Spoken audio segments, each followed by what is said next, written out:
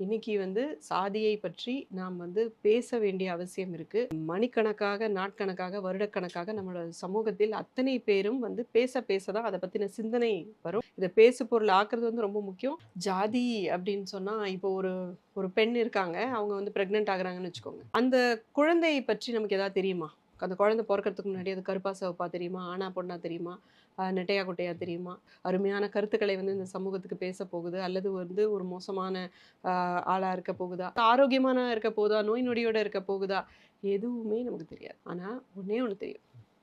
என்னது? அதான் ஜாதி. குழந்தை வயித்துக்குள்ள இருக்கிறம்போதே, அந்த குழந்தை இதுதான் ஜாதி அப்படின்னு நம்ம சொல்றோம்ன்னா, நமக்கெல்லாம் ஏதாவது அறிவு இருக்கா? அப்படின்னு தான் நம்ம கேட்டுக்கணும். எதுவுமே தெரியாத ஒருத்தர் இதுதான், இந்த ஜாதியை சேர்ந்தவங்களுக்கு இது இதெல்லாம் குணம் அப்படின்னு சொல்றதுல ஏதாவது லாஜிக் இருக்கா?